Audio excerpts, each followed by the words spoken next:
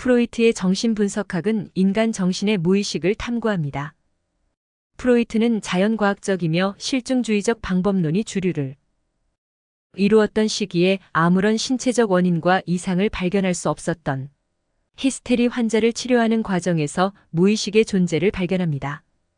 그리고 마음의 병도 무의식과 관련 있으며 불안신경증, 우울증, 심지어는 정신분열증도 무의식의 원인이 있다는 것을 알아냄으로써 정신분석학이라는 새로운 학문 분야를 확립하기에 이릅니다. 프로이트 당시의 대부분의 의사들은 정신질환의 원인을 뇌나 생리적 이상과 같은 신체적 결함에서 찾았습니다. 하지만 프로이트는 무의식적인 심리적 갈등에 그 원인이 있다는 것을 발견한 것입니다. 그러므로 프로이트의 정신분석학은 정신질환을 발생시키는 임상적 의미에서의 억압된 무의식에 관해 연구하는 학문이라고 할 수 있습니다. 정신분석의 과정은 정신적 변화를 이루어가는 과정, 즉 개인이 감정 생활의 문제를 점차 자각하고 문제에 대한 통찰을 얻어서 무의식의 갈등을 해소하고 그 결과로 주변 환경과의 상호작용이 개선되는 것을 목표로 합니다.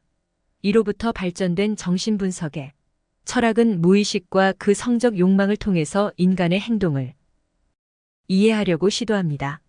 이는 곧 철학의 정신활동을 포함한 예술적, 종교적, 학문적 산물들 또한 무의식에 제약되어 있으며 따라서 정신분석의 고찰 대상이라는 것을 함의합니다. 프로이트가 말하는 무의식의 성질로는 다음과 같은 것이 있습니다. 무의식은 쾌락 원칙의 지배를 받는다. 무의식에는 시간의식이 없다. 무의식은 도덕과 무관하게 자신을 자기중심적이고 충동적으로 드러낸다. 의식 영역에서 추방되어 무의식화된 것들은 반드시 의식으로 회귀하고자 한다. 무의식은 의식에 대해 은폐망각되어 있다. 무의식은 논리성 및 인과 법칙과 무관하게 작동한다. 무의식은 한번 맛보았던 쾌감은 결코 포기하지 않고 반복해서 맛보고자 하는 퇴행적인 소망 충족 성향을 지닌다. 이러한 프로이드의 무의식의 발견은 의성과 충동을 비롯한 인간의 근원적 욕망에 대한 재평가를 낳았으며 사회 비판적 이론들과 결합해 인간과 삶의 해방을 추구하는 진보적 사상의 한 흐름으로 자리 잡았습니다. 실제로 프로이트가 개척해 놓은 정신분석학은 몇 단계를 거치면서 발전하게 됩니다. 먼저 첫 시기는 무의식을 발견한 단계인 1880년부터 1897년까지입니다. 프로이트는 히스테리 연구를 통해 히스테리 즉 신경증이 무의식에서 기인하는 정신적 내지는 심리적 손상이 원인이라는 것을 발견하고 정신 증세란 감정 에너지가 정상적인 방법으로는 도저히 처리할 수 없게 되었을 때 의식에서 추방되어 간접적인 방법으로 표현되는 것으로 생각하게 됩니다. 즉, 트라우마의 감정이 마음속 어딘가에 억눌린 채 남아있는 숨겨진 손상 기억을 찾아내서 말해버리면 이의 발산으로 해소되고 치료된다고 생각함으로써 무의식의 존재를 발견하게 됩니다. 또한 정신분석이라는 용어도 처음 사용하게 됩니다. 이에 기초에서 본격적으로 트라우마를 일으킨 억압된 무의식의 기억을 의식으로 데리고 오는 정신분석 치료를 시도합니다. 그리고 이 시기에 인간의 정신이 의식과 무의식으로 나뉘어지는 것은 신경증 환자만이 아니라 모든 인간에게서 일어나는 현상이라는 확신을 갖게 됩니다. 두 번째는 위상학적 이론의 시기로서 1897년부터 1923년까지입니다. 이 시기는 프로이트의 정신분석의 이론과 치료 기법이 급속도로 발전하게 됩니다.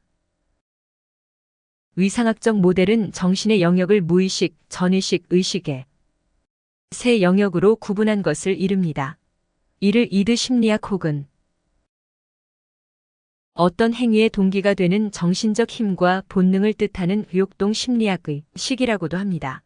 신경증을 만드는 갈등의 원인은 실제 사건에 의한 상처가 아니라 대부분이 성적 본능에서 기인하는 인간의 내적 욕구와 공상 때문이라는 사실을 깨닫고 신경증에 대한 트라우마 이론을 수정하여 공상과 관련 있는 환자의 내적 충동이 원인이라는 것을 강조합니다. 이 시기에 프로이트는 무의식의 핵심적 위치를 차지하는 오이디푸스 콤플렉스가 모든 신경증의 원인이며 신경증 환자는 이 콤플렉스를 극복하지 못한 사람이라고 주장합니다. 즉, 유아가 성숙한 부모를 닮아가는 동일화의 과정이 잘못되면 성도착이나 미숙한 성격장애가 남는다는 것입니다. 프로이트는 이 오이디푸스 콤플렉스는 모든 인간이 겪을 수밖에 없는 운명적인 것이라고 생각합니다.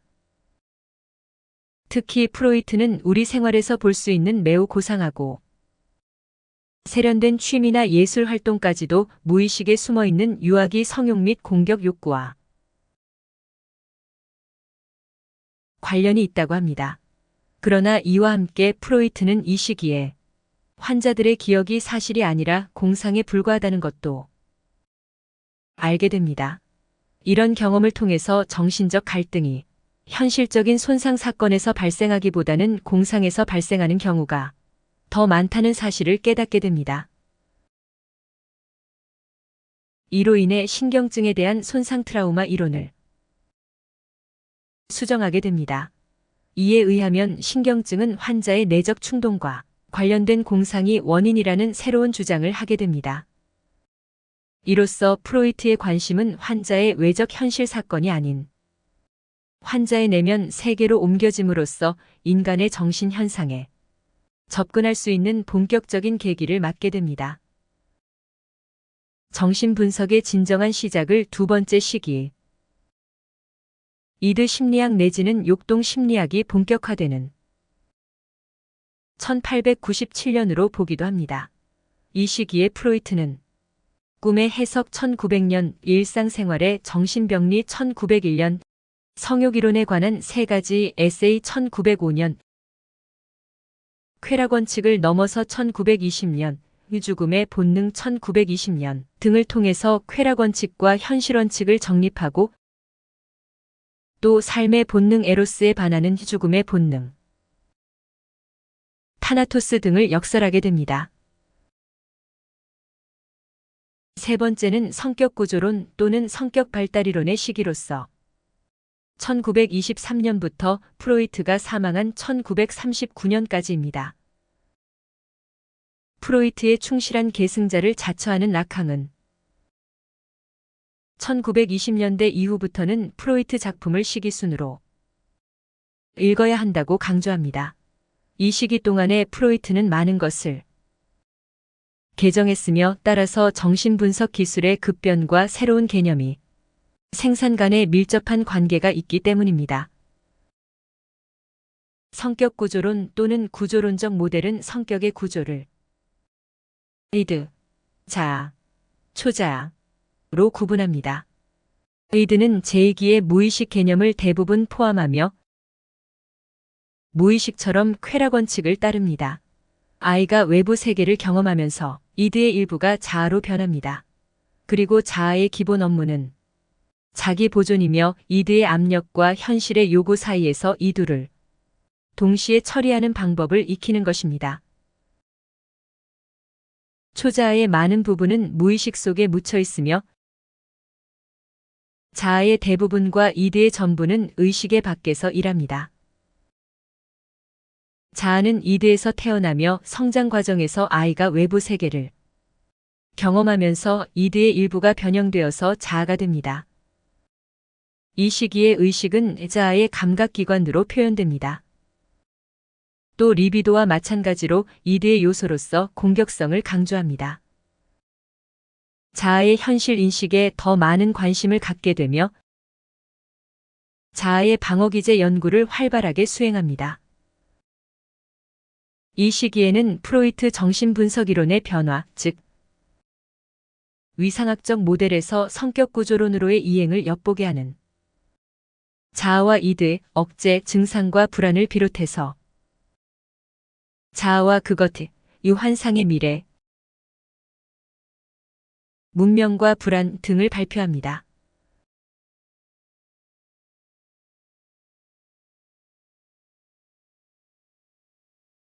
현재까지입니다. 안나 프로이트의 자아와 방어 기제, 하인즈 하르트만의 자아심리학과 적응의 문제와 같은 자아심리학이 등장하고 안나 프로이트와 더불어 프로이트의 이론을 더욱 발전시킨 멜라니 클라인 학파가 형성됩니다. 하인즈 코우트는 자기애적 성격장애 환자들 치료에 공헌하며 코우트 학파를 이룹니다. 영국에서는 페어반과 위니코트가 정신분석 기법의 발달에 큰 공헌을 하며 대상관계 이론을 발전시킵니다. 프랑스에서는 프로이트로 돌아가자 는 구호를 외치며 라캉이 등장합니다. 이제 정신분석 이론을 통해서 일반적으로 강조되는 생각들을 살펴봅니다. 무의식의 내용들로는 수치심을 유발하는 것들, 죄악감, 열등감, 상처받은 경험, 성적 욕구, 공격 욕구 등이 있습니다. 이것들이 의식에 올라오면 심한 불안을 일으킵니다. 그래서 의식으로 나오지 못하도록 자아는 이를 억압합니다. 이렇게 억압된 것은 무의식 속의 다른 곳에 숨어 있게 됩니다. 무의식이 직접적으로 나타나지 않도록 검열하기 때문에 그것은 간접적으로 위장한 채 흔적들을 통해서만 모습을 드러냅니다. 인간의 정신 세계는 위상학적 구조인 이드, 자아, 초자아의 성격 구조물로 이루어져 있습니다. 이는 자아 심리학으로 발전하게 됩니다. 무의식의 작동 방식과 관련해서 인간의 행동은 쾌락 원칙과 현실 원칙을 따른다고 봅니다. 이는 두 번째와 세 번째 시기의 프로이트 이론에 걸쳐 적용됩니다. 쾌락 원칙과 현실 원칙은 위상학적 이론이 환자의 마음속에서 작용하고 있는 무의식적 죄책감을 충분히 설명할 수 없다고 생각한 프로이트가 자아와 이들 및 억제, 증세와 불안이라는 저술에서 제시한 이론입니다. 대상관계 이론에 따르면 현재의 인간관계는 이미 과거에 이루어진 관계에 영향을 받습니다.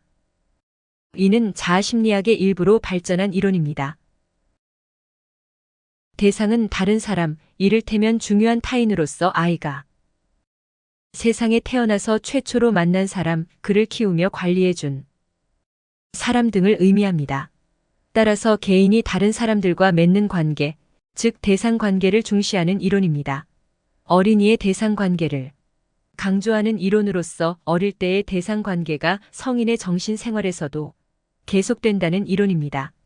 프로이트의 정신분석 이론에서 중시하는 충동들, 즉 성적 충동과 공격적 충동 같은 1차적인 충동들, 그리고 아이가 해결하지 않으면 안 되는 가장 급박한 문제가 욕동의 압력 하에서 방출되도록 하는 2차적인 충동들은 유아어머니의 이원적 관계 안에서 욕동이 발생하며 따라서 유아어머니 관계는 결코 서로 떼어놓을 수 없다는 점을 강조합니다. 이는 라캉에 의해 실제적인 것을 지나치게 강조한다는 비판을 받습니다. 라캉은 프로이트가 파헤쳤던 인간 내면의 억압된 무의식과 그 성적 욕망을 재해석하여 프로이트의 정신분석학의 본래적 정신을 회복하려고 했습니다. 라캉에 의하면 프로이트 이후에 정신분석은 그 본래의 핵심을 상실했다고 진단합니다. 라캉은 프로이트의 정신분석의 핵심을 무의식과 그 성적 욕망에 있다고 해석합니다. 그리고 이 무의식 및 욕망과 관련된 인간의 삶과 정신의 영역을 언어 이전의 상상계, 언어 이후의 상징계, 언어 너머의 실제계라는 세 가지 질서로 구분해서 이해하려고 시도합니다. 특히 이를 위해 라캉은 소슈르의 언어학과 레비스트로스의 구조주의 그리고 철학을 차용해서